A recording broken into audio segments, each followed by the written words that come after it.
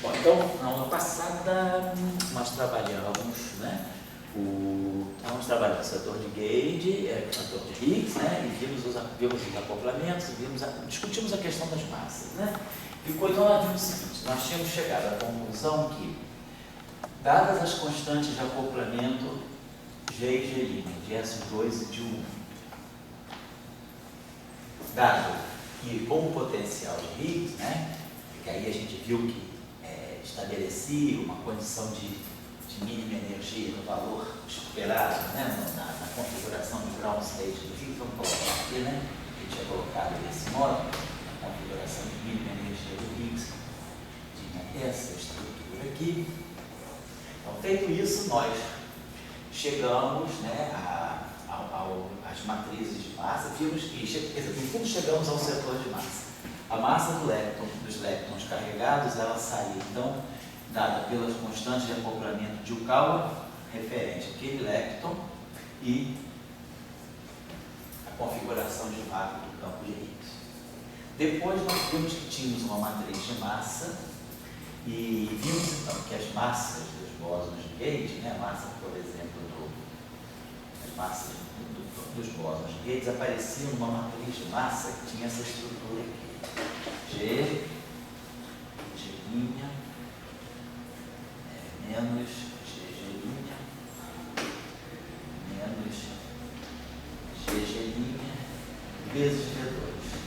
Então, essa aqui é a matriz de massa. Dessa matriz de massa aqui, então, nós chegamos às duas matrizes, que ela tem um alto valor zero, determinante zero.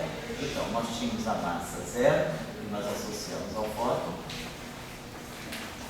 No outro alto valor aqui, né, a gente tinha G, menos lambda, G'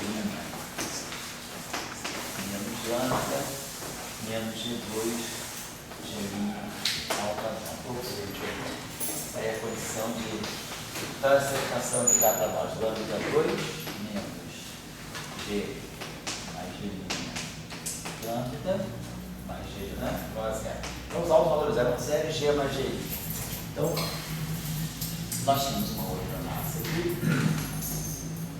que é a massa que nós associamos ao Z, como sendo G, G' mais G ao quadrado vezes V2. Então, essas eram as massas que nós tínhamos obtido, e nós já tínhamos obtido anteriormente também que a massa do W, ela era dada por G2, V2. Bom, então, o importante daqui, que a gente tinha chamado bastante atenção, é que isso que nós chamamos de quebra espontânea da simetria é, na verdade, uma forma diferente de nós implementarmos a simetria. E essas relações que aparecem aqui são típicas, então, de modelos baseados em quebra espontânea de simetria. Quando nós temos relações, nós já tínhamos chamado a atenção sobre isso, nós temos relações entre as massas. Então, por exemplo, nós temos uma constante que está presente em todas as... Uma constante que está presente em todas as massas. Então, zero, essas... Oi? Essas relações de massas aqui, por exemplo, a relação entre a massa do Z e a massa do W, usando essa constante aqui, a relação aqui, entre a massa do lepton e a massa dos dados. Então, as relações que nós temos entre massas e constantes de acoplamento são típicos, né? São, vamos dizer assim, aspectos típicos de modelos de quebra espontânea da simetria. Então, a quebra espontânea da simetria, ela deixa, né, a marca dela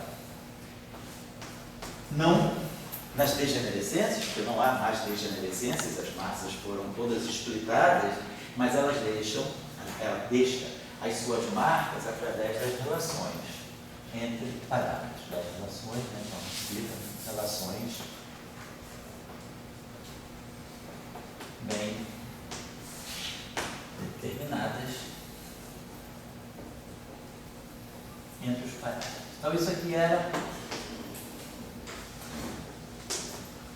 o indício. Bom, mas, então, de tudo que nós introduzimos, né, na teoria eletrofrágil até agora, que que foi o setor de leptons, né, os leptons carregados e o lepton neutro, né, que é o neutrino, os bósons de gate e o próprio Higgs. Então, as massas estão basicamente todas determinadas. Os acoplamentos também, nós temos escrito, né, o nosso lagrangiano forma, né, assim, o lagrangiano associado ao setor de SO2, basicamente essa lagrangiano puro, Yang-Mills SO2, lagrangiano U1, depois nós tínhamos o setor de Fermi, os leptons, acoplados com o setor de gate. Tínhamos introduzido o setor de Higgs, né, também acoplado com os campos de gate. Tínhamos introduzido aqui o setor de Yukawa, que é o acoplamento Fermi-Higgs, né? E tínhamos introduzido aqui o potencial de Higgs. Então, basicamente, era o que nós tínhamos. Então, todas as interações, nós não introduzimos ainda os quartos. Eu vou deixar para introduzir os quartos na próxima aula, quando a gente vai discutir o mecanismo do DIN, né, o chamado mecanismo de Glass-Steagall-Mariani, e que deu origem aí ao mix das famílias D e U e a previsão de classe C, para aí a gente começar a discutir a questão das matrizes de massa, né, no setor de quartos e chegar lá nos mixes das gerações. Bom, então basicamente a gente tinha estabelecido isso, mas ficou faltando para nós. Então, dá um sentido maior ao setor de Higgs, quer dizer, o que sai de tudo, o que falta de tudo isso agora. Ainda não fez a quebra. Oi? Ainda não fez a quebra. Fizemos? Já pagamos bastante. Os dois últimas aulas, tá? Está tudo pronto. O que está faltando agora é o setor de Higgs, para poder estudar a questão dos gays, né? Então, essa coisa de se transformar dois grupos em um já está pronto. Tá, tudo pronto, tá. As aulas aqui tá. A gente fez, acho que a gente fez um razoável detalhe, né? Como é que os geradores aparecem, por que a carga elétrica fica conservada, fica mantida, apesar da queda, por que o SO2 trai 1, quem é esse 1? A gente mostrou lá que era o gerador, era o sigma 3 sobre 2, Eu já vi muitas vezes que nunca entendi. Pode falar. Acho que o que eu entendo, vamos dizer, é que para mim o grupo, a noção de grupo, é mais assim, ligada, vou dizer assim, a um ritmo, a uma banda. Então, eu estou tocando, eu estou com umas partículas, neutrino, elétron, sei lá, e estou tocando numa banda S2 + 1. Então, eu tenho os quânticos, instrumentos conservados, então, as interações estão naquele ritmo daquela banda. Certo? Daí eu pergunto, agora, aquele alfa que produzia aquela banda, eu vou matar ele. Então eu tinha 4 alfas. Isso a gente não veio para fazer hoje. Mas é a próxima parte, é justamente a chamada escolha do gates em casa. Eu tenho assim mesmo, não sei se você tem alguns gaúchos. Gaúchos? Hoje aqui não. Não, é o casal, o Luciano e o Horário não estão aí não. O gaúcho gosta muito de escutar música do Teixeirinho. Sei. Gosta do Teixeirinho? Muito? Eu sou daquela geração anos 60. Tem uma música que chama Churrasquinho de Mãe. Isso. Por exemplo, você vai lá e está escutando a música de Churrasquinho de Mãe. Daí você vai lá, agora eu vou, o S2 para o assunto. Agora eu vou tocar a vitrola, vou botar um Elvis Presley. Vai para o 1. Pô, cara, mas como é que eu vou do Churrasquinho de Mãe? Isso que eu não entendo. Sei. Entendeu assim? Eu não entendo a mudança de ritmo, que isso é uma coisa algébrica. Algebricamente você pode fazer, claro, uma alfa, uma letra algébrica, você muda. Mas como é que essa mudança de ritmo acontece? Pode deixar, isso aí vai ficar. Isso é o ponto crucial aí, é chamado gate unitário. Então a gente quer entender só o setor de Higgs. Basicamente a gente já trabalhou bem, então a gente diz o seguinte, o que ficou para nós do Higgs, o setor de Higgs está aqui, né? Então esse setor aqui é o setor que deu para nós, né? Derivados covariantes, deu para nós TI.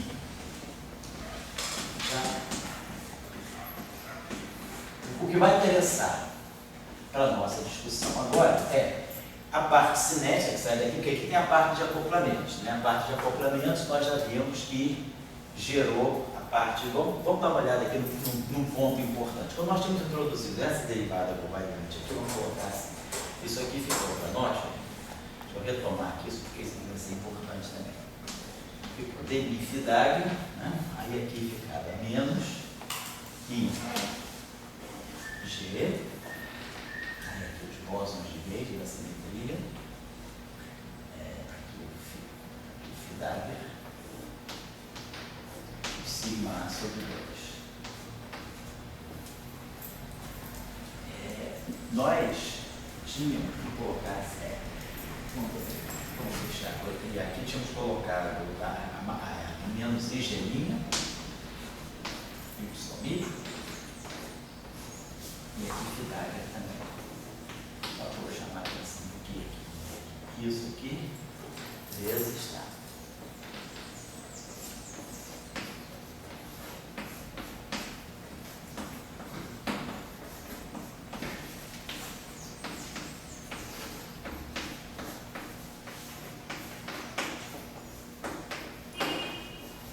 Aqui a gente tinha, em várias ocasiões, visto que a carga, o 1, a hipercarga do Higgs era mais 1, tinha fixado isso. Então, a gente tinha esse setor aqui. Quando nós fizemos a análise, né, e aí fizemos a análise do estado de mínima energia, e vimos que o nosso Higgs, ele se decompunha desse modo. Tinha a configuração de mínima energia, e aqui nós tínhamos introduzido a parte de flutuações, né? Então, a parte de flutuação, a configuração de mínima energia, que era simplesmente um fio aqui embaixo, então acho que a gente tinha usado essa notação aqui.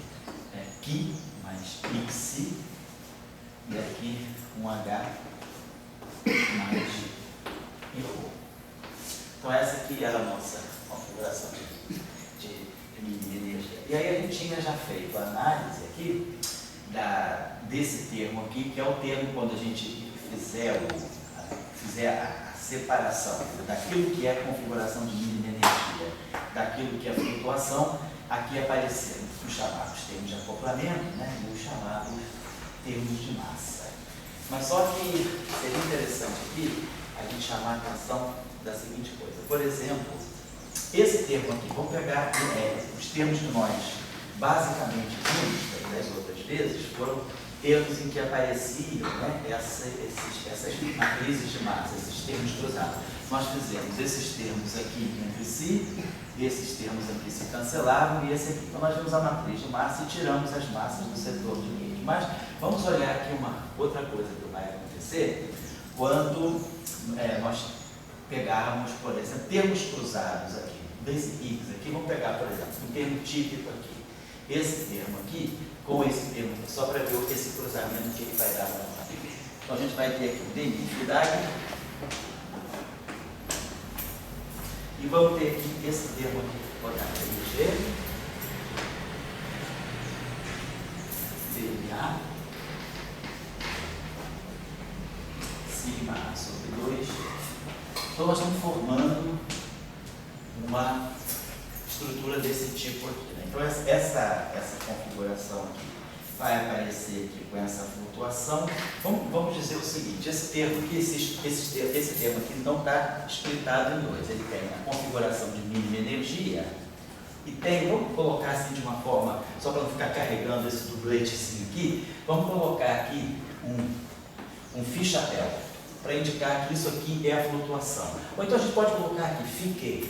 É como se fosse a flutuação quântica, é aquilo que vai ser a flutuação do campo de Higgs, chamado de φV, a configuração de vácuo, e isso aqui nós vamos estar chamando, esse dublete aqui, nós estamos chamando de φQ, que seriam as flutuações do campo de Higgs, em torno do vácuo, que vão ser as flutuações que vão ser depois quantizadas, né? Então, a parte quântica do campo. Então, vamos agora, essa parte aqui, ao fazer essa derivada aqui, esse termo aqui automaticamente dá zero. Então, vamos colocar aqui, vamos botar esse termo. Então, aqui vai ficar automaticamente, vai ficar dmi φQ. Então, esse termo aqui, por exemplo, nós Vamos pegando basicamente esse termo aqui com esse, e depois vamos pegar, vai ter um protótipo que vai ter. O que esse termo aqui vai dizer para nós? Nós, quando analisamos as matrizes de massa, nós analisamos diretamente esse termo interferindo com esse termo, esse com esse e esse com esse que se cancelavam, e esse termo interferindo com esse. Aí nós vimos que a massa, que a gente gerava uma matriz de massa, né? Porque aqui nós tínhamos essa mistura, desculpa aqui, a componente 3 daqui se misturava com essa componente aqui, as componentes carregadas daqui se cancelavam. Mas a componente ficava, esse termo com esse termo aqui, dava depois a interferência da componente 3 daqui com esse, essas duas interferências se somavam e ficava aqui. Então nós construímos a matriz de massa do setor dos peixes. Mas vamos olhar agora um outro aspecto que não foi considerado, que é a interferência desses termos aqui com o próprio, um termo típico aqui, ou vice-versa. Eu posso também pegar a interferência desse termo com esse, mas basta pegar esse para ver que aqui simplesmente vai aparecer o complexo comutável. O que esse termo aqui está me dando é o seguinte: quando o campo de Higgs, então, se separa na configuração de mínima energia mais a flutuação, que é o campo verdadeiro que vai ser utilizado, nesse pedaço aqui que tem derivada, ou nesse pedaço aqui que tem derivada, aqui desaparece, porque isso aqui é a configuração constante. Mas aqui fica. Então, quando a gente pegar, por exemplo, esse termo aqui, ele vai dar duas contribuições. Ele vai ter esse termo aqui, IG, demi, Pythagoras, aqui, BI, sigma, e vamos ter aqui o φ. Aqui esse termo fica. Esse termo aqui é uma constante. E depois nós vamos gerar um outro termo aqui, que vai ser um termo quadrático em fiqueiro, que vai ficar mais IG, dmi, Pythagoras, DMA, que eu fiquei, que eu estou esquecendo de colocar, que eu fiquei, DMA, sigma A sobre 2, fiquei. Esse termo aqui já é um termo de interação, porque é flutuação de campo com flutuação de campo com campo de gauge. Então esse termo aqui não vai contar para nós como não é um termo quadrático na ação, ele é um termo de interação. Esse termo aqui, apesar de não ser um termo diagonal, ele é um termo quadrático na ação. Então esse termo aqui, por enquanto, não está interessando para nós, porque ele é puramente interação. Nós estamos interessados em olhar o espectro. Mas esse termo aqui, isso aqui é uma constante. Então esse termo aqui é um termo misto que vai aparecer. O mesmo vai acontecer aqui. Então nós vamos ter o demi, Pythagoras. Aqui nós vamos ter, quando a gente fizer o splitting aqui, vai aparecer um fiquê aqui. Então nós vamos ter um termo dessa mesma categoria aqui, que vai ser a interferência desse termo. Esse termo, deixa eu só colocar aqui para marcar para nós. Então nós vamos gerar um termo que vai ser também IG', demi, fiquê, DMA, não, o DMA aqui não vai entrar, vai ser YI,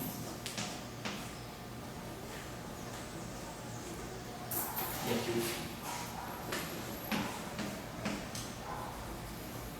Então, de novo, a gente está gerando um termo que vai acoplar o gradiente do campo de Higgs, do bilhete de Higgs, com o campo vetorial. É um termo quadrático na ação, não é um termo diagonal, mas é um termo quadrático. Então, o que está acontecendo aqui, que é fruto, vamos dizer, do mecanismo de Higgs, é que nós entendemos que os bósons de Gauge ganharam massa. Então, as massas que eles ganharam foram provenientes daquelas espontâneas da simetria, ou seja, bósons vetoriais adquirindo massa, eles adquirem uma parte transversa. Então, esse termo aqui, basicamente, se eu fizer isso aqui é φ.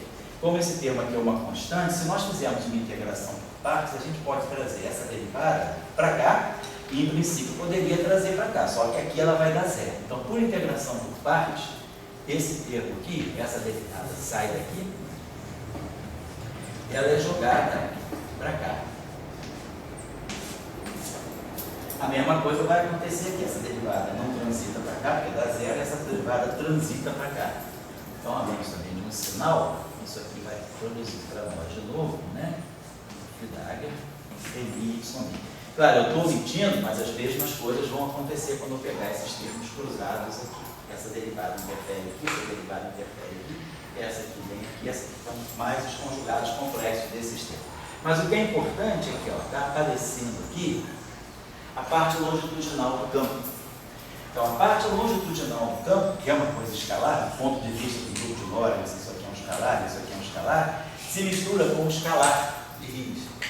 Então, esse termo aqui não faz o papel de uma constante. Então, nós temos agora algo um pouquinho fora do padrão, que é o mix, né, a divergência de um campo vetorial com um campo escalar. Isso aqui está indicando para nós o que nós já sabemos.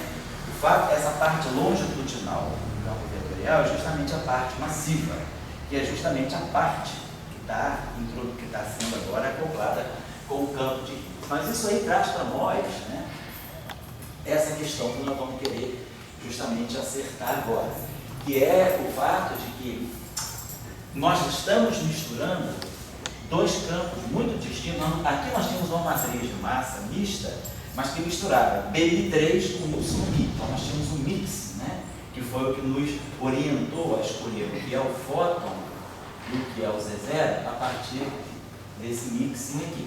Quando nós tínhamos esse mix, na aula, deixa eu apagar isso aqui um pouquinho, né? Então na aula passada a gente viu que a gente foi capaz de, através da diagonalização da matriz de massa, chegar a essas combinações aqui. O nosso fóton, que o que acabava sendo o nosso fóton, era o cosseno do ângulo de Weinberg, YI, mais o seno do ângulo de Weinberg, BI3. E depois o que ficava sendo o nosso C0, o bóson neutro, né? A interação fraca, menos o seno θ YI, mais o cosseno de θ BI3. Então isso foi inspirado, né, pela diagonalização que a gente fez aqui, a matriz de massa. Mas agora eu estou aparecendo com esses termos aqui, então me misturando. Então, esse aqui tem vários, deixa eu apagar isso. Agora eu já posso apagar isso aqui, só para ver o que está contido aqui dentro. Vamos dar uma olhadinha nisso, cara. Vamos abrir essa expressão aqui, só para a gente ter uma ideia. Então, essa expressão, não esquecer a constante de acoplamento, esse fique para nós aqui, esse fique d'H para nós aqui é Q menos IC, H menos IO. Eu estou dando só uma olhada agora para ver o que está realmente acontecendo aqui dentro. Aqui nós temos a nossa matriz, vou colocar aqui em forma, então você vai ficar DI3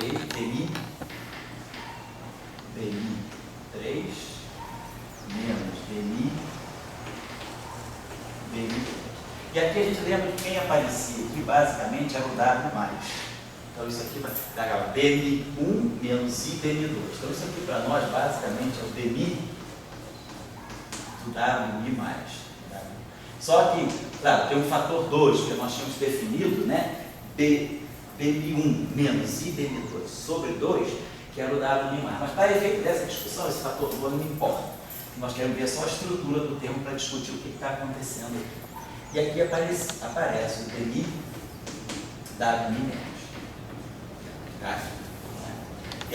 E aqui a nossa estrutura de mínima energia do campo de Higgs. Então esse termo aqui vai dar 0, esse carinho aqui vai dar. Então nós vamos estar misturando isso aqui. Q menos XI, esse termo aqui vai ter o V, e aqui nós vamos ter o PI WI+.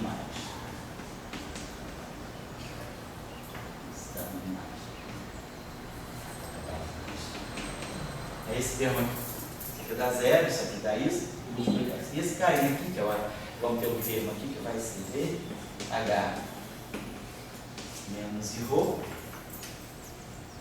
E aí de novo esse cara aqui dá 0, e aí agora esse carinha aqui vai estar multiplicando por BI-3.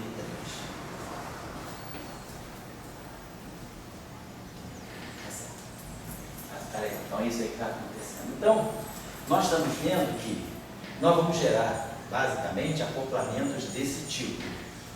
um escalar complexo, acoplado com a parte longitudinal aqui, e esse escalar complexo aqui também acoplado com essa parte longitudinal. Então, vão estar aparecendo termos, né, que são induzidos justamente pela quebra espontânea da simetria, que é quando a parte longitudinal dos campos vai começar a ter um termo misto com os próprios escalares. Isso que eu estou querendo chamar a atenção aqui. É isso aqui, esse problema é que vai nos levar a essa discussão dessa possível escolha, dessas duas possíveis escolhas de Gauge nesse modelo de unificação eletrofrágil, que é o que o Eduardo estava mais ou menos chamando a atenção, que é o que a gente pode fazer com a simetria de Gauge aí. Eu estou chamando sempre a atenção desde o início que a quebra espontânea da simetria, ela, devidamente observada, ela significa lagrangiano invariante, ação invariante, estado fundamental não invariante. Então, a não existência de multiplex. Não temos uma estrutura de degenerescência, porque a simetria foi implementada só na ação, ela só permanece na ação e no lagrangiano. Então, para efeito de construção de lagrangiano da ação, tudo se passa o quê? Eu tenho a simetria à minha disposição, eu só não vou conseguir ver a simetria no nível dos estados. Então, só estou chamando a atenção, porque isso aqui... Simetria S2 para sul. S2 para sul, simetria completa, é isso. Então, nós já sabemos a esse ponto, né, que com essa estrutura de vácuo aqui, nós vimos que essa estrutura aqui não é invariante segundo os três geradores de S2, os três geradores de S2 atuando nessa estrutura aqui não diferente de zero, o gerador do U1 atuando nessa estrutura aqui também não aniquila o vácuo, então toda a simetria S2 é perdida, toda a simetria U1 é perdida no estado do vácuo, porém a combinação sigma 3 sobre 2 mais sigma sobre 2 ela deixa invariante esse estado de vácuo aqui. Então, a gente viu que isso aqui é igual a zero. Então, é isso aqui que deu origem para nós, a nossa simetria U1, que permaneceu, que é o que a gente identifica como eletromagnético. A esse ponto, nós sabemos disso. Tá? Agora, esse aspecto aqui é um aspecto menos usual das teorias de campo, que é a mistura de campos vetoriais com campos escalares, partes escalares de campos vetoriais, né, partes longitudinais com campos escalares. Então, isso aqui vai abrir para a gente a discussão dos dois jeitos. É por isso que eu estou colocando esses termos para vocês. Então, pode falar. Eu sou um vendedor de fruta. Sei. E o que é um vendedor de fruta? Eu tomo lá da caixa, manda uma caixa, recebe outra caixa, aquela coisa. Né? Sei. Então, ele diz, pô, a única coisa que eu tenho que entender vendedor de fruta é lei de conservação. Então, eu posso mandar a caixa e não vem nada. Entendi. Daí o cara que usa aqui está como um vendedor de fruta, ele vai ver a simetria da lagrangiana, a simetria do vácuo, onde é que estão as correntes conservadas para ele? Em S2 para S1 ou no 1 eletromagnético. Tá certo. Tá. Então, o que aconteceu com a lei de conservação? Vamos colocar aqui. Então, está em jogo aqui. Vamos colocar assim, vamos nem olhar para isso aí, que isso aí tem uma estrutura. Vamos pegar um caso bem simples. Vamos dizer que a gente tenha um caso com 1, só para a gente entender a estrutura. Se a gente tem uma simetria 1, suponhamos que a gente tem um campo escalar. Estou pegando agora um parênteses aqui. Um parênteses assim, só sobre a conservação da corrente.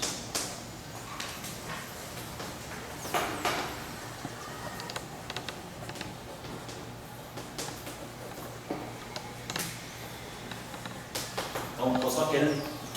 Por que essa discussão existe? A discussão existe porque, eu estou dizendo, a quebra espontânea da simetria, ela não mexe com a invariância da ação e do lagrangiano, mas mexe com a invariância do estado fundamental. E ela mexe, então, com a degenerescência dos estados físicos do modelo considerado. Mas as leis, então, o teorema de Noether, se a gente quiser olhar conservações, o teorema de Noether vem da ação, vem do lagrangiano. Nós temos uma invariância do lagrangiano e a gente consegue escrever a nossa invariância do lagrangiano como uma derivada total, vamos colocar assim, né? Onde a gente tem a derivada do lagrangiano em relação às derivadas de qualquer campo. E aqui nós temos, né, as variações dos campos. Vamos colocar assim, essa aqui seria a estrutura da corrente. Então, é isso aí que está o teorema de Miller para nós. Então, a invariância do Lagrangiano sendo zero, do Lagrangiano sendo invariante, o delta L sendo zero, a gente identifica isso aqui como sendo o conjunto de nossas correntes conservadas. Então, suponhamos que só para fixar as ideias, suponhamos que a gente tem, então, aqui um modelo que a gente tem, né? Campo escalar acoplado com o setor de Higgs, mas um setor de Higgs abeliano. Algo desse tipo assim, vamos só colocar aqui. Então é tudo abeliano, não tem, preciso colocar dado, porque não tem nenhuma estrutura vetorial nem matricial. Só para a gente ter uma ideia. Setor escalar, está aqui, menos o potencial aqui. Então a gente só precisa disso aqui para olhar as correntes, né? Então, para nós, a gente tem as correntes conservadas. Então, pela invariância do Lagrangiano, nós tiramos a nossa corrente conservada aqui. Vou colocar aqui a nossa corrente conservada aqui, Jmi. Então, não estou preocupado ainda se houve quebra de simetria ou não. Estou só preocupado que esse Lagrangiano invariante, esse potencial de Higgs aqui, ele pode ou não quebrar a simetria. Claro que nós vamos saber que se a gente usar aquele parâmetro M2 negativo e a constante de acoplamento, de autoacoplamento for positiva, a gente sabe que a simetria vai ser quebrada. Mas, independentemente dessa discussão, vamos olhar a construção original. É o que nós fizemos aqui na teoria eletrofrágil o tempo todo. Constrói-se tudo com base na simetria SO2,1 e depois a gente vai analisar o estado de mínima energia do sistema. Então, a corrente que vai sair aqui, nós já conhecemos, é essa corrente aqui. Suponho que aqui tem as constantes de acoplamento I, E, bababá, né? Então, aqui a gente vai IE, vamos colocar assim. Então, nossa estrutura de corrente é essa aqui, φ estar, φ, a nossa corrente já conhecida. Escrever ela assim. Então, é a corrente de gate associada a esse campo. Nós sabemos que essa corrente, então, aqui, ela é conservada. Já estou colocando a corrente local, tá? Eu estou colocando a corrente com um campo de gate mantido. Oi? A rotação do φ. Oi? Qual a rotação que o φ deu? A transformação de gate. É, a transformação do φ é essa aqui.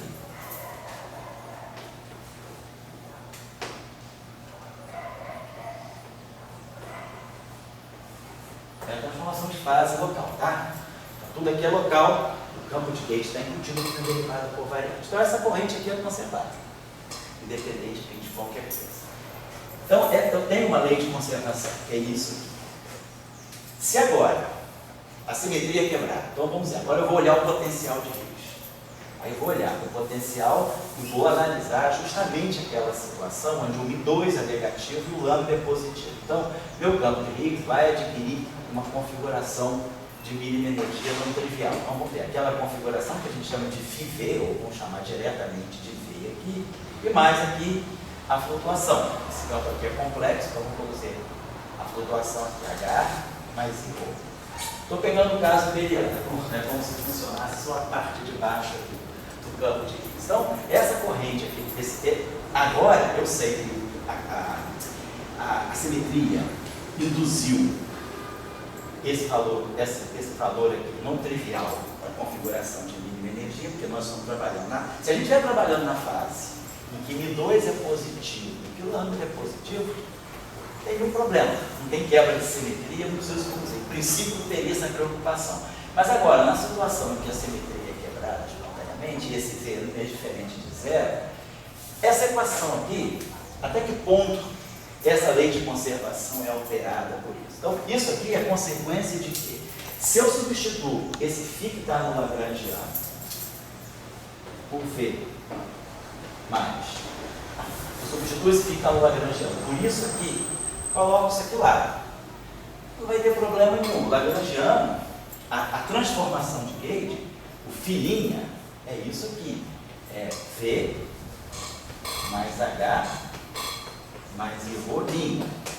Isso aqui continua valendo. Isso aqui é aí Q alfa φ. V mais H mais I rho.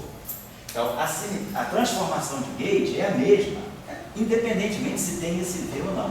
Então, isso aqui, se tem esse V ou não tem esse V, isso está lá no Lagrangiano, o Lagrangiano é invariante. Então, essa condição aqui de conservação se nós agora colocarmos essa condição aqui dentro, vamos abrir essa expressão aqui agora, só para a gente ver o que está acontecendo. Então, nós vamos ter aqui I, E, Q. Então, vamos ter que só pegar esse termo aqui, Φ estar. Então, aqui vai ter para nós D, Mi, Φ, mais I, Q. É a Mi, Φ. Pegando esse termo aqui, né? E aí, claro, menos o conjugado complexo desse termo, que é o termo que sai com essa flechinha para cima. Vamos olhar só esse termo aqui, que o resto está igual.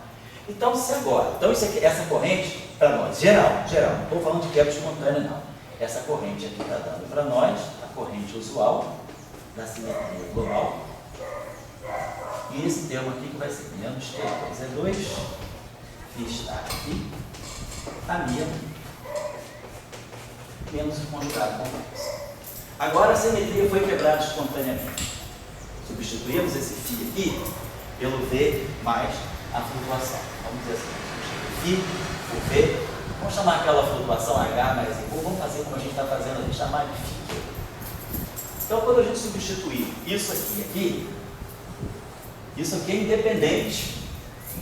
Essa conservação, isso tudo aqui é função apenas, essa corrente aqui é conservada por causa da simetria dessa ação aqui em termos do campo φ. Então, esse termo aqui vai dar para nós I, que φ está, que vai ser então V mais, o V é real, vamos dizer assim, mas o φ que está, e aqui o termo dμφ. Agora esse V aqui vai embora, então aqui fica dμφ. E esse terminho aqui, menos Q2 é 2. Aí aqui vai ficar φ estar, φ vai ficar V estar, V, vai ficar VV, vai ficar V2. Aí vai ter aqui o termo que vai ser mais V, φQ. E aqui de novo vai ficar mais V, φQ estar, mais φQ estar, φQ. Opa, a minha. Estou só substituindo, fazendo exercício algébrico, substituir φ por essa expressão aqui nesse termo. Então ficou aqui, isso aqui vai me dar esse termo aqui, V2, né? Esse aqui vai ser um termo, esse pedaço aqui, é esse aqui está me misturando isso, e esse pedaço aqui está me dando esse pedaço que é φ estar, φ, e aqui tem o a minha ali, perdão. Então tudo isso aqui, vocês estão vendo que está justamente aparecendo aquele termo aqui, Q2 é 2, V2 é minha, que é justamente a massa do fóton. O que está acontecendo com essa corrente? Essa corrente, então, assumiu a forma de uma corrente tipo lombo, né? Então eu tenho aqui os termos usuais da corrente, vai aparecer aqui, a única novidade que vai aparecer aqui vai ser esse termo aqui, que está dando para nós, esse Q2 é 2, V2, está dando para nós menos a massa do campo vetorial ao quadrado, e aí aqui a mi. Está me dando isso aqui, perdão, né? Que eu estou colocando aqui, não tem a minha, aqui é a mi mesmo, sabe? É só a mi que eu estou pegando só isso aqui. Então está me dando esse termo aqui, a mi, que é justamente o quê? Um termo tipo London, um termo da corrente que depende do potencial. Então está tudo igual. Então, essa corrente aqui continua conservada? Continua conservada. Isso aqui, nada mudou. Isso aqui, dmi Jmi é zero, por causa da invariância da ação. O que eu estou fazendo agora, simplesmente declarando que meu campo é a configuração de vácuo não trivial, porque houve agora quebra espontânea da simetria, mas a flutuação. Mas em nenhum momento, isso está me dizendo que o dmi Jmi passou a ser diferente de zero. Porque a conservação, o teorema de Noether, ele vem na invariância da ação. Ele não se importa, ele não se importa com a invariância do estado fundamental ou não. Se o estado fundamental é ou não invariante, isso não entra no teorema de Noether. Então é nesse sentido que a gente está dizendo, a corrente ela permanece conservada. E é por isso que a quebra espontânea da simetria é tão importante. Na verdade, ela não está dizendo para nós que eu perdi todas as relações que a simetria me dá. Eu continuo com uma equação de conservação, apesar de eu ter feito essa substituição aqui. E é essa equação de conservação que depois vai ser muito importante quando se quantiza, quando se vai para a versão quântica do modelo que quer descontar na simetria, é que garante que o modelo, mesmo depois da simetria ter sido quebrada, ele mantém as propriedades de normalização, por exemplo. Então, o que nós estamos querendo dizer aqui é que houve a quebra da simetria no sentido de que nós não vamos ver a simetria nos estados, mas a gente não perdeu o controle de que eu tenho uma lei de conservação. Simplesmente tudo que você faz na ação, que é reescrever o teu campo agora, dizendo que ele tem uma configuração de mínima energia não trivial, quando a gente faz essa separação aqui, simplesmente eu estou separando o campo, aquilo que não vai ser quantizado, daquilo que é a flutuação, daquilo que é a flutuação e daquilo que, vamos dizer, é o background físico. Nada disso altera a minha lei de conservação. O teorema de Noether continua válido porque eu estou sempre consultando a invariância da ação. Então, a corrente, estou querendo dizer, a corrente, ela não perde a influência que ela tem. Isso significa agora que eu violei completamente a conservação que eu tinha. Eu mantenho a lei de conservação.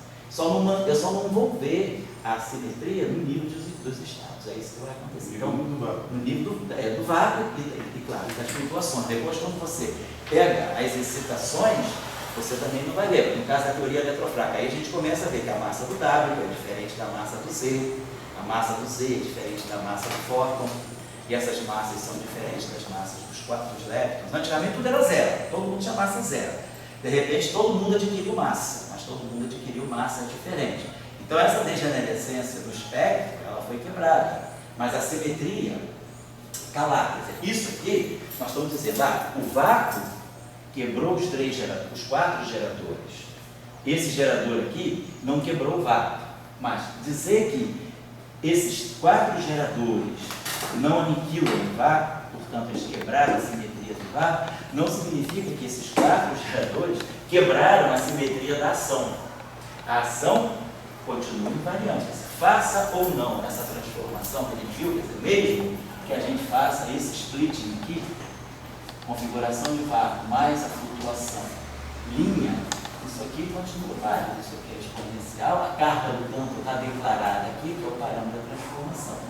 E aqui continua valendo a mesma coisa. José, esse discurso eu entendo.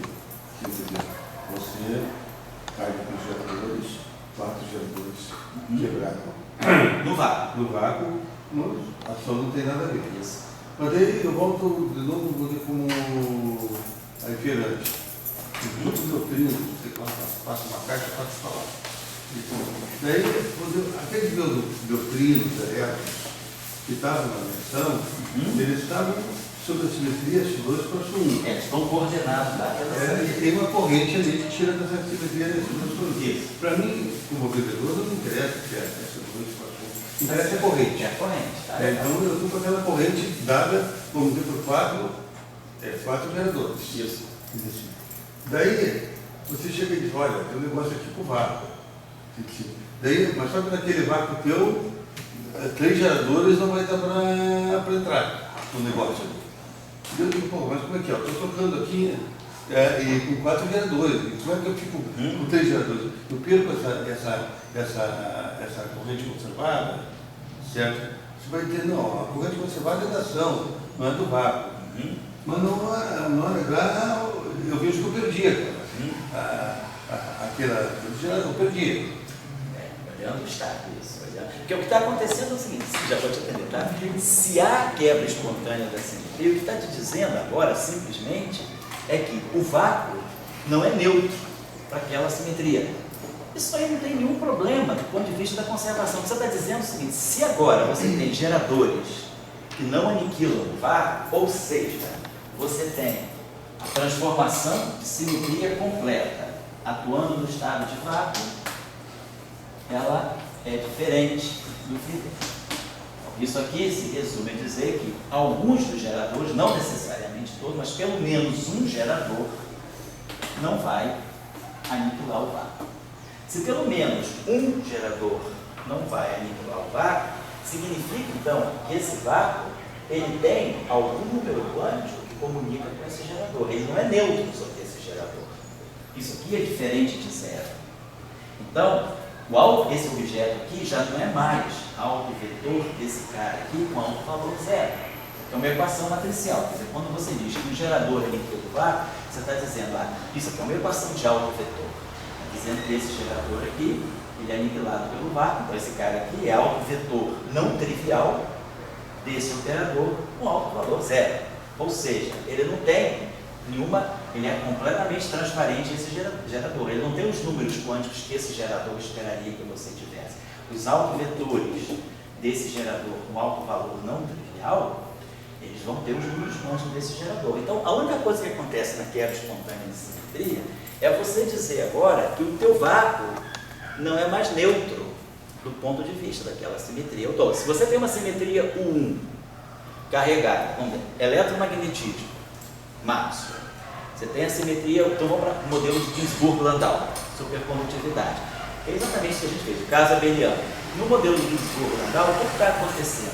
Quem é a configuração de mínima energia agora? A configuração de mínima energia, quem está descrevendo a carga para nós é um campo escalar. E a configuração de mínima energia desse campo escalar agora não é trivial, é diferente de zero. Então esse campo, ele busca a configuração de mínima energia, ele é não trivial, então se eu aplicar agora a transformação de Gauge em cima desse efeito, isso aqui é diferente de zero. Vai mudar esse estado. Porque essa carga aqui, a carga desse estado, no caso abeliano, claro, nós não temos gerador, o que nós temos é a carga. Essa carga é não trivial, então isso aqui vai me dar um φ velhinho. Então o que você está me dizendo simplesmente, e de fato no supercondutor, quem é o φ? Φ é o estado de 2 psis. Então o vácuo é o par condensado. O par condensado tem carga 2e. Então o estado fundamental desse modelo de Ginzburg-Landau é um estado que descreve 2 elétrons. Então a carga é 2e. Então, está dizendo que o vácuo, aquilo que seria o vácuo, aquilo que é o ground state desse modelo, ele não é neutro para aquela simetria. Mas em nenhum momento você está dizendo que você violou a conservação da carga elétrica. No supercondutor, a carga elétrica não é violada. Ninguém diz, então onde a carga elétrica é uma equação de conservação, a lei de conservação da carga elétrica é uma lei observada numa parte 10 a 24, ela tem um teste experimental muito forte, é uma das leis de conservação mais fortemente estabelecidas. A margem de erro dela é de uma parte em 10 a 24. Aí você vai para o supercondutor. Aí você diz, a simetria U1 eletromagnética é quebrada espontaneamente no supercondutor. Aí você diz, poxa, então no supercondutor, se a simetria U1 é quebrada espontaneamente, então eu estou violando a conservação da carga elétrica? Claro que não. A única coisa que está dizendo para você é que o estado de mínima energia em que o supercondutor se encontra é um estado de carga. Então, às vezes, eu acho que essa notação, essa nomenclatura quebra espontânea da simetria, ela gera alguns imaginários que não são reais. Por exemplo, quebrou a simetria, então o cara fica na cabeça, quebrou a simetria, então já perdi lei de conservação, a carga elétrica, não é, você não quebrou a simetria. Eu uso essa notação, essa nomenclatura o tempo todo, quebra espontânea de simetria, mas eu sei o que eu estou dizendo com ela, eu estou tentando passar para vocês essa noção. Usem essa terminologia, porque é a terminologia padrão, mas saibam o que vocês estão dizendo. Eu quebrei a simetria espontaneamente, mas eu não violei a lei de conservação que essa simetria tem. Eu apenas estou dizendo que o estado fundamental dessa teoria não é neutro segundo essa simetria. Ele tem o número quânticos dessa simetria. Alguns geradores que não aniquilam o vácuo, então se você tiver aqui um gerador, né? Um gerador diferente desse, um gerador, vamos chamar GA, que não aniquila o vácuo, então significa que o vácuo não é neutro segundo esse gerador. No caso abeliano, esse gerador representa uma carga. Você está dizendo que o vácuo tem uma carga. Então é isso que você está dizendo. Agora, não significa que agora no supercondutor você violou a conservação da carga elétrica. Você não violou. Então é apenas você não está vendo a simetria dos estados. É essa que é a noção. Então você não perdeu as correntes. Nessa explicação, quer dizer, números quânticos são perdidos devido ao vácuo. Não, não são perdidos. O vácuo adquire, pelo contrário, ele adquire números quânticos que antes eram triviais. Então, se você pegar essa situação, que é a situação sem quebra espontânea da simetria, então quem é a configuração de mínima energia desse estado aqui? FV é igual a zero. Então, o teu vácuo é o vácuo trivial, e ele qualquer gerador aniquila o zero. Qualquer geradora toda no zero dá zero. Então, esse estado fundamental, que é o estado de campo nulo, ele não tem carga nenhuma. Mas quando você muda isso aqui e esse FV passa a ser diferente de zero, esse cara aqui adquire. Então, nós estamos vendo o curso de sexta-feira. Na aula passada a gente discutiu detalhadamente quando a gente pega um modelo SO4 e a gente quebra a simetria por um quadruplete. Amanhã a gente vai ver que a gente vai quebrar a simetria por um duplete, não por um quadruplete. E o padrão de quebra muda. Então, tudo depende da estrutura do vácuo. O que você está dizendo quando tem quebra espontânea de simetria é que você tem a chance de escolher um estado de mínima energia que tem números quânticos não triviais daquela simetria, ou seja, o teu vácuo não é mais neutro. Isso que significa. Aqui você tem dois, né?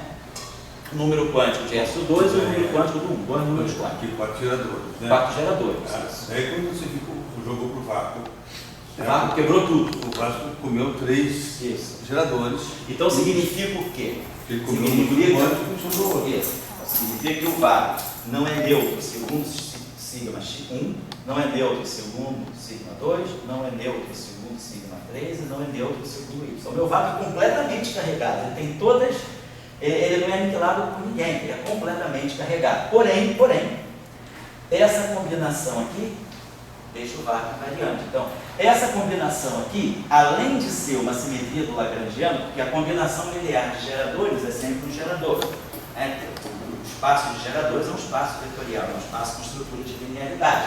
Então, a combinação de geradores me dá um outro gerador. Então, essa combinação aqui deixa o Lagrangiano invariante, porque esses caras aqui todos isoladamente deixam o Lagrangiano invariante, e além disso, ela deixa o ground state invariante. Então, o vácuo ele é carregado sobre esses geradores, mas não é carregado para esse gerador.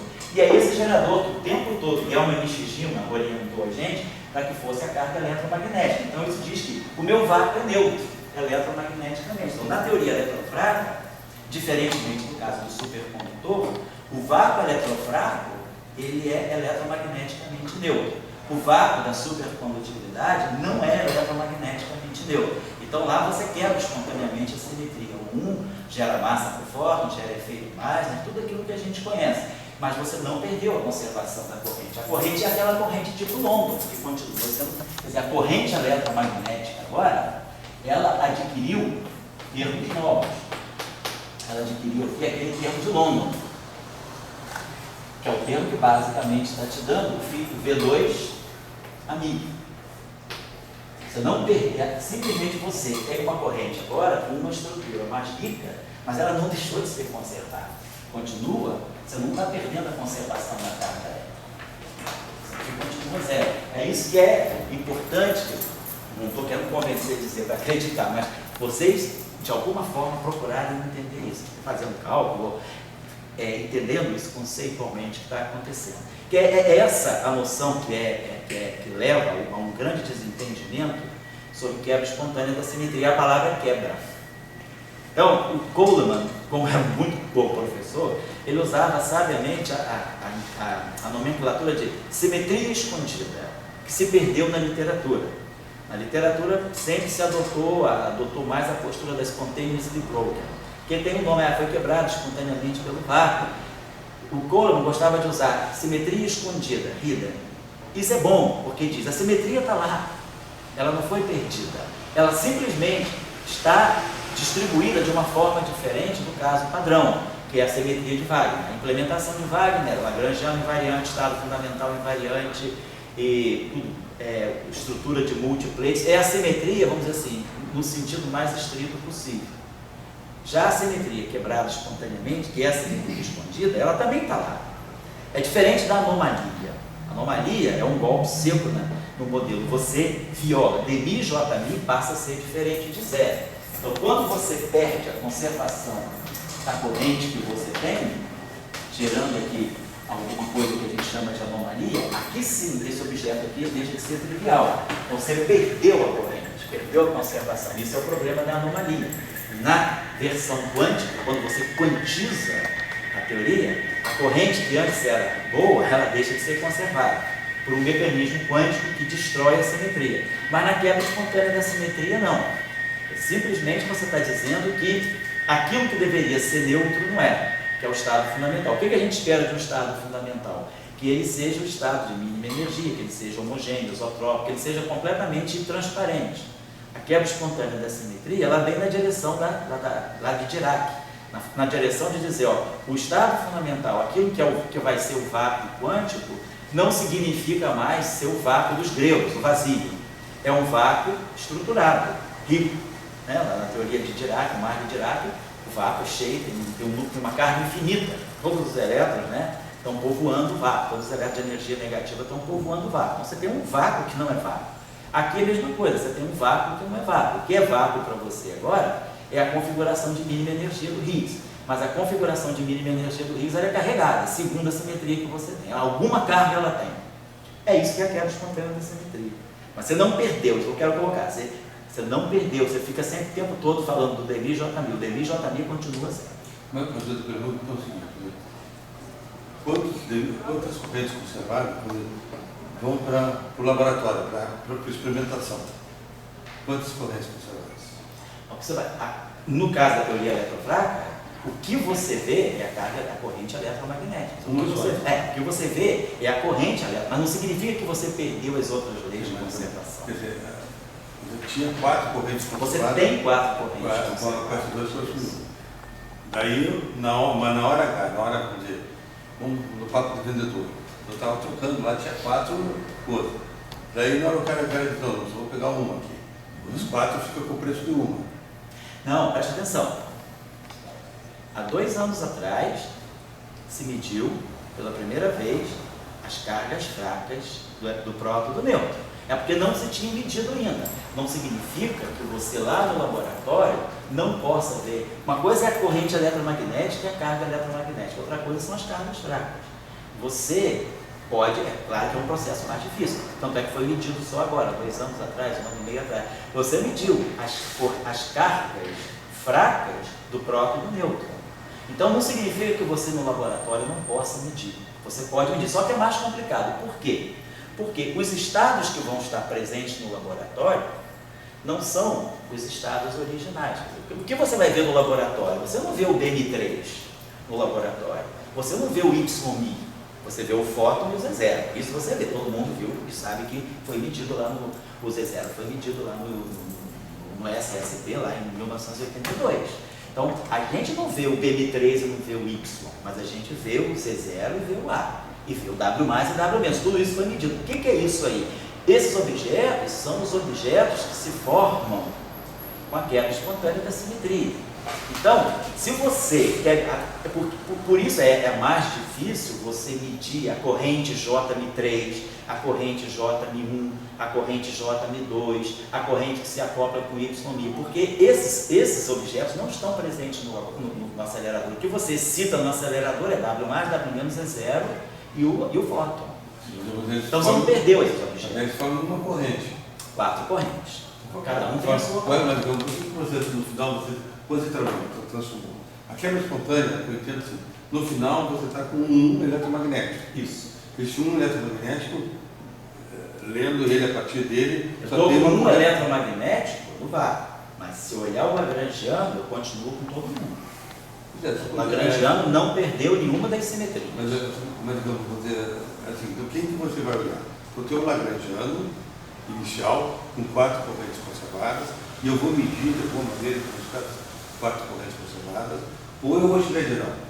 Agora, a 200 metros lá, eu estou com um eletromagnético e vou medir, eu vou ver minhas coisas a partir desse U eletromagnético. Então, olha, no U eletromagnético eu tenho uma corrente conservada. Então, vai ter uma corrente conservada. Se tem outras, vamos dizer, subsidiárias, etc., vamos deixar essa conversa assim, indireta. Não, mas você está fugindo do discurso. Não vamos deixar. Vamos medir. Mediu. Você mediu a carga fraca do próton. Você mediu a carga fraca do nêutron. Você mediu. Você está dizendo, quer dizer, a teoria mede todas as correntes que estão nesses dois próximos. Se você conseguir experimentalmente, sim. Então, quer dizer, se eu depois puder, vou dizer quais são as correntes desses dois próximos que a teoria tem. Quais são as cargas que essas correntes induzem?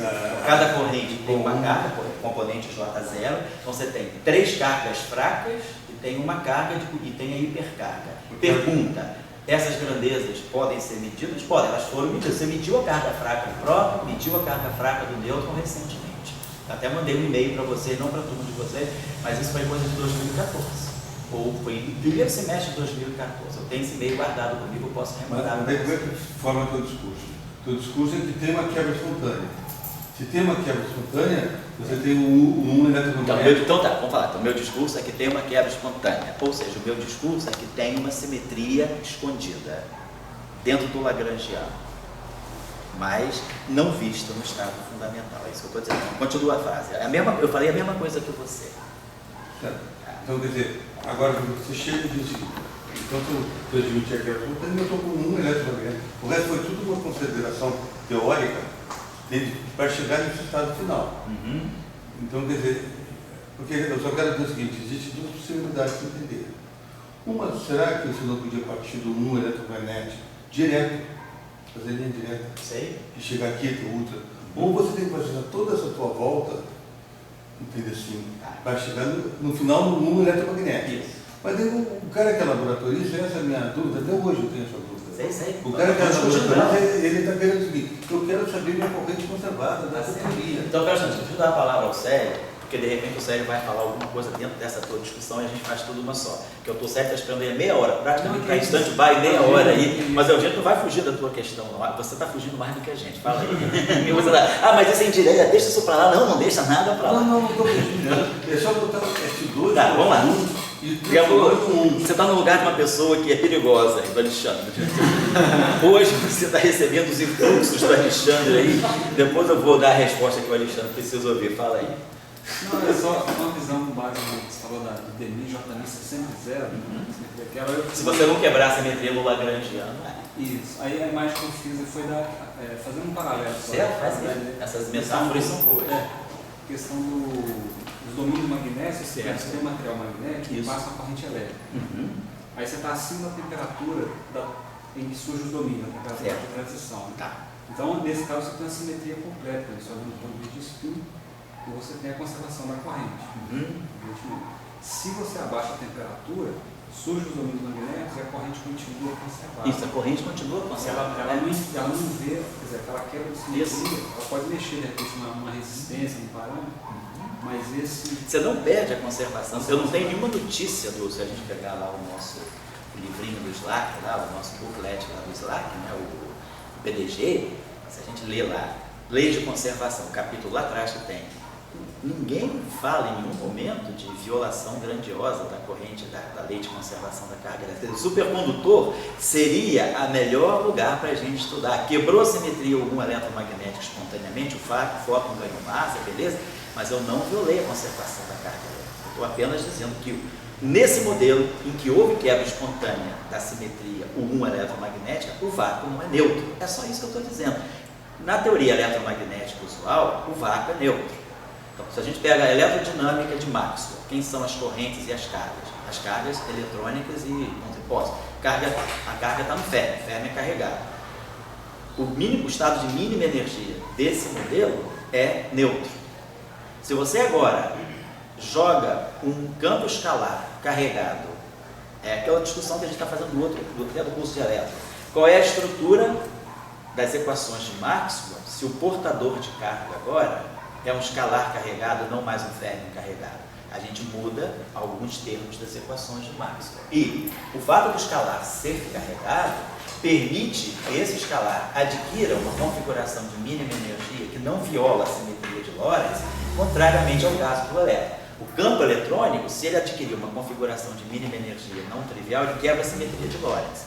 Mas a gente está fazendo uma teoria que é relativística. Então, a simetria de Lorentz, ela me permite que apenas escalares podem adquirir configuração de mínima energia não trivial.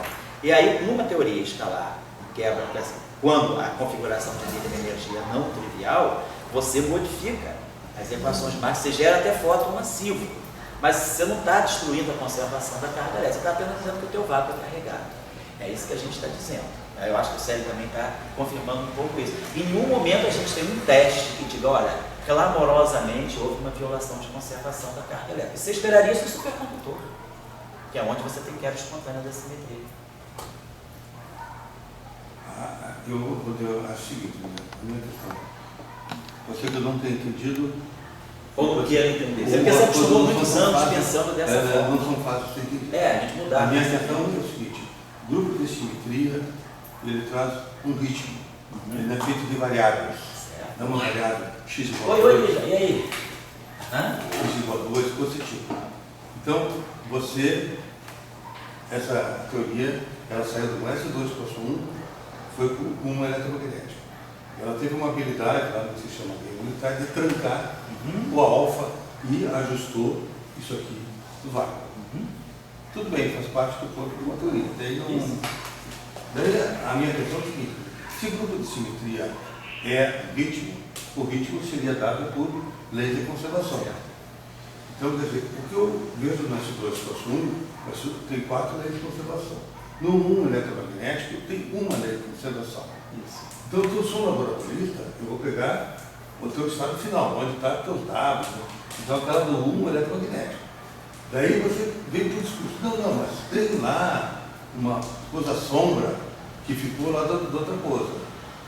Essa coisa sombra, eu não entendo, porque você transformou. Você fez S2 plus 1 para o 1 eletromagnético. Dali para frente, forget. É assim que eu entendo. Eu entendo forget. Eu não tenho mais a BM3, eu tenho a Mi, W, de 0 e forget que está atrás. Daí a minha pergunta que eu levanto para a sala é o seguinte: essa pergunta eu tenho dúvida até hoje. Não, tudo bem, cara, não tem problema. Essa coisa, se você for cair no 1 eletromagnético, no final, por que desde o início você não admitiu uma carga de galvanismo dinâmica, não constitutiva, quer dizer, ligada ao grupo abeliano? Por quê? Porque, aliás, passando para vocês. Por que então que a gente não, já que no final do dia quem fica é o 1, por que então a gente não começa com o 1? Fala aí, Marco. Não, assim, também eu posso ter viajado, mas Fala aí. Todo mundo está viajando aqui. pelo que a gente viu, esse esquecido não está tão esquecido assim. Que sim, por mais que você ficou com. Sobrou um, mas todo o resto. A relação de massas está ligada lá atrás, né? Está ligada ao S2 próximo. Então quando você pulou para o 1, você esqueceu todo o resto. Não está esquecido. Se você.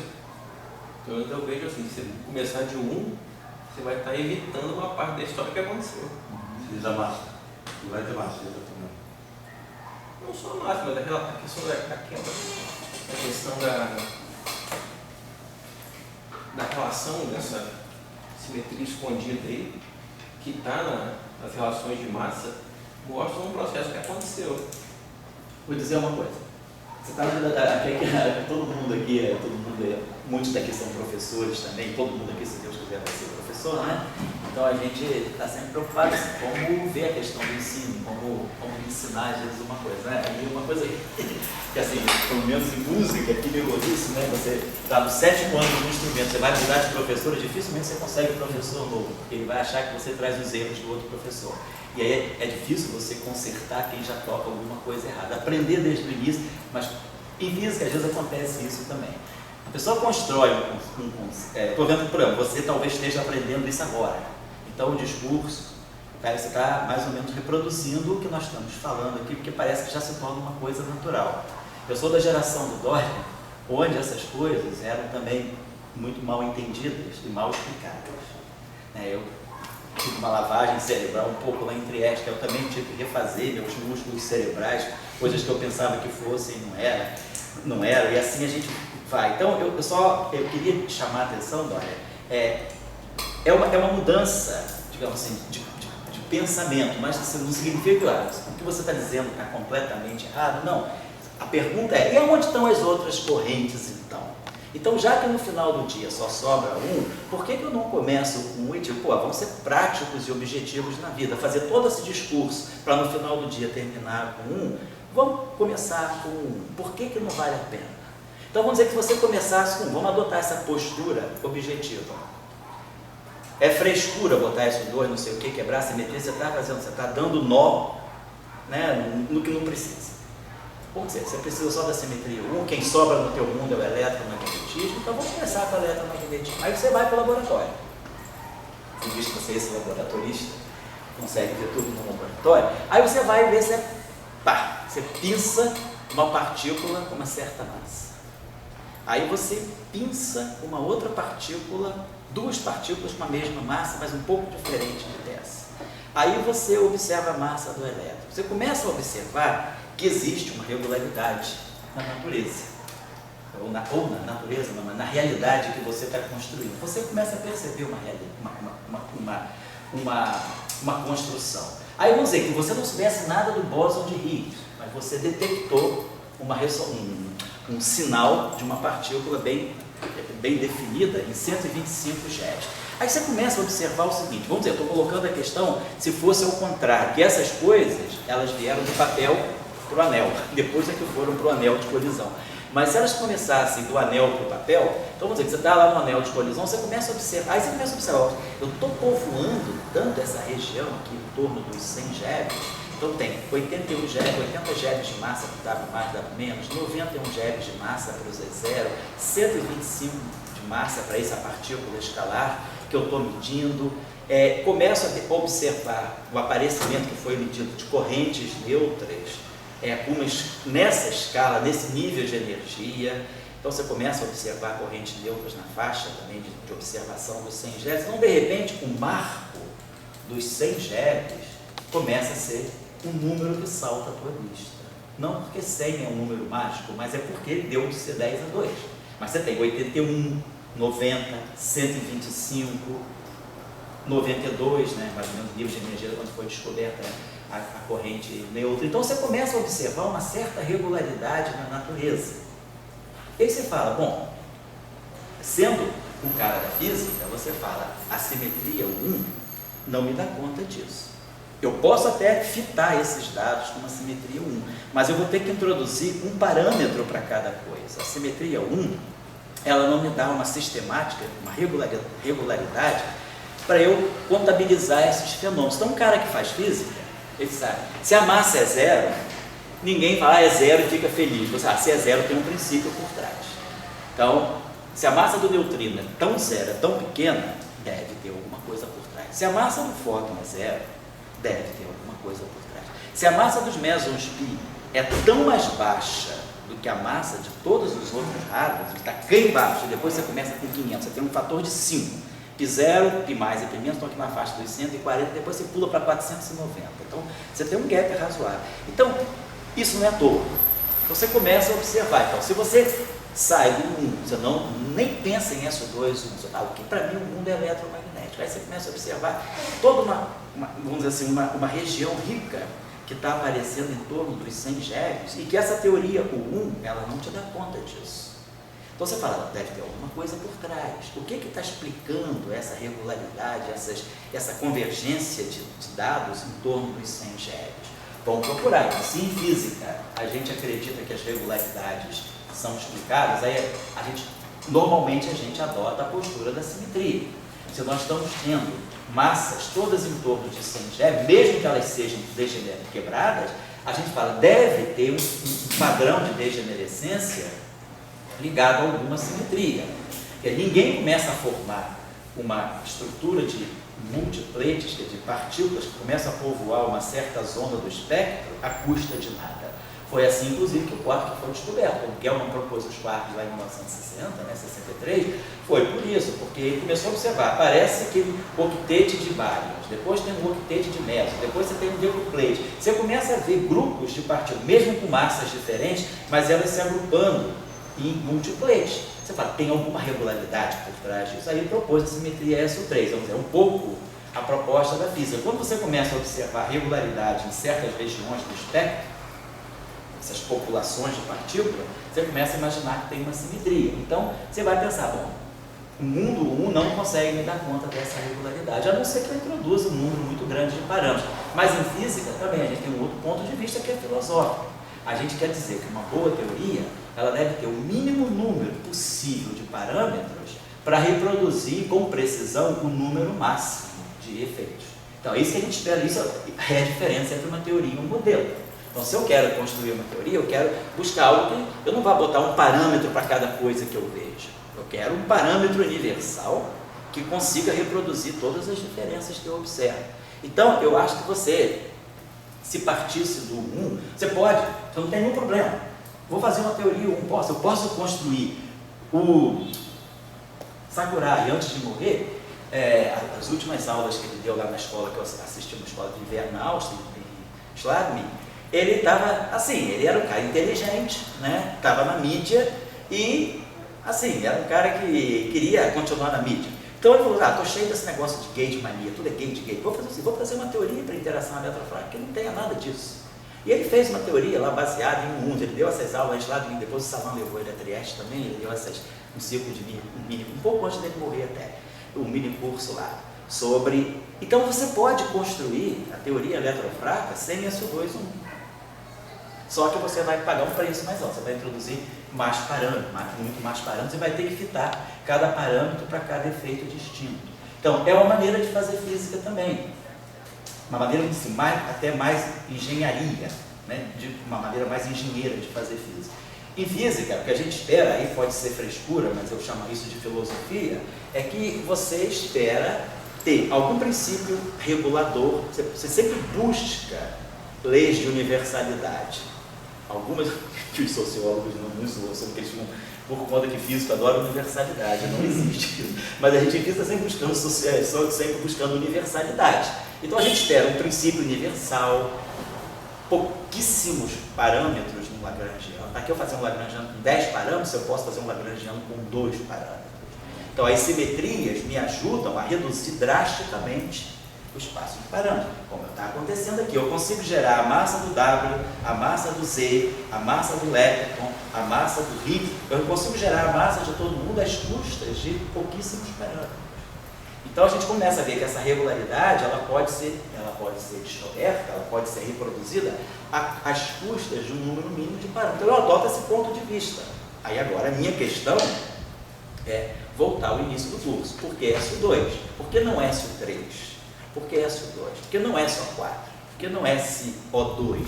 Por que SO2 cross 1? Então a gente trabalhou as 2, 3 primeiras aulas motivando bastante isso. Mas talvez no próximo curso eu vou contar a história dessa maneira que você está falando. Vamos começar com a simetria 1, talvez seja uma abordagem. Vamos imaginar que a gente já tem dados experimentais suficientes para falar, olha, o 1 é muito pobre para reproduzir todos esses fatos que nós estamos observando. Esse acúmulo de física na região dos 100 GeV não é um acúmulo casual. Deve ter, então, um princípio por trás disso. E aí a gente começa a construir algo que reproduza isso. Eu colocaria dessa forma, sabe, Lara? Eu acho que seria, talvez, a maneira mais pedagógica até de colocar. Que eu estou partindo do ponto de vista assim, um pouco mais teórico, né? Vamos começar a construir e depois ver a fenomenologia, talvez. Mas assim, o que você acha que desse raciocínio não bate? Eu não vou estar aqui discutindo. Não, mas a gente está discutindo, porque uma hora discutindo, como senão, cara, ele está jogando na lata do lixo. Para mim, a história tudo é Gell-Mann e Nishijima. Então, é isso para mim, Nishijima e o Gell-Mann e Nishijima trouxe o conceito de carga elétrica baseado em números quânticos que ele não tinha até então. E esse Gell-Mann e Nishijima, ele, aí como é visto pelo modelo padrão, ele é uma relação constitutiva. Ele vem ali e tira essa carga, como já fez 1000 vezes. A questão é assim, como é que você poderia dar uma dinâmica 1